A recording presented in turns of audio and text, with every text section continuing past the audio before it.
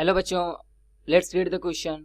Solve each of the following systems of equations using matrix method.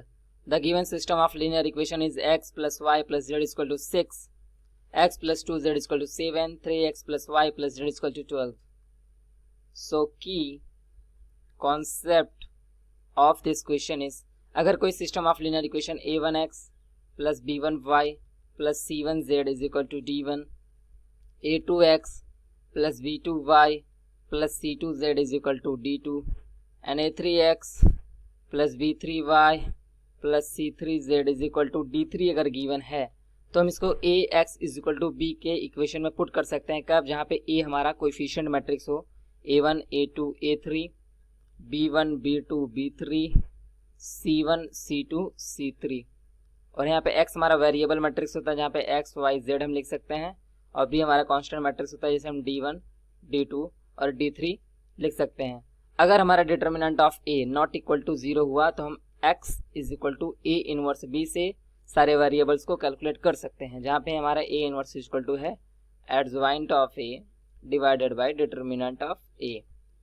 सो यहाँ से हम देख सकते हैं हमारा given system of linear equation है x plus y plus z is equal to 6, x plus 2z is equal to 7 and 3x plus y plus z is equal to 12. तो यहाँ से a मैट्रिक्स हम लिख सकते हैं जो कि हमारा है 1 1 1 1 0 2 3 1 1. तो ये हमारा a मैट्रिक्स हो गया जो कि हमने सभी कोफिशिएंट को ऐड करके लिखा है, यहाँ पे सभी कोफिशिएंट्स को लिखा है यहाँ पे, और यहाँ पे हम डिटर्मिनेंट ऑफ a कैलकुलेट करेंगे. So determinant of a equal to 1 1 1 1 0 2 3 1 1. तो हम इसको c1 के अलॉन्ग एक्सपैंड करते हैं तो हमें मिलता है 1 इंटू यहाँ पे 0 2 1 1 then minus 1 into 1 1 1 1 then plus 3 into 1 1 0 2 then यहाँ पे हो जाएगा 1 into minus 2 minus 1 into 0 plus 3 into 2. तो यहाँ पे हम सब कैलकुलेट करेंगे, इससे मिलेगा 4. Determinant of A equal to हमारा 4 है. अब हम सभी को फैक्टर्स को कैलकुलेट करेंगे जो कि हमारा a11 is equal to minus 1 की पावर 1 प्लस 1, पहले रो पहले कॉलम को हटाने के बाद हमें माइनर मिलेगा 0 2 1 1, इसको क्रॉस मल्टीप्लाई करके सॉल्व करेंगे मिलेगा माइनस 2. फिर यहाँ से a12 माइनस 1 की पावर 1 प्लस 2, पहले रो दूसरे कॉलम को हटाने के बाद यहाँ पे मिलेगा 1 2 3 1, जब इसको क्रॉस मल्टीप्लाई करके सॉल्व करेंगे मिलेगा 5. फिर यहाँ से a13 माइनस 1 की पावर 1 प्लस 3, पहले रो तीसरे कॉलम को हटाने के बाद हमें माइनर मिलेगा 1 0 3 1, जब इसको क्रॉस मल्टीप्लाई करके सॉल्व करेंगे तो मिलेगा 1. फिर यहाँ से a21 माइनस 1 की पावर 2 प्लस 1, जब दूसरे रो पहले कॉलम को हटाने के बाद यहाँ पे माइनर हमें मिलेगा 1 1 1 1, जब इसको क्रॉस मल्टीप्लाई करके सॉल्व करेंगे तो मिलेगा हमें 0.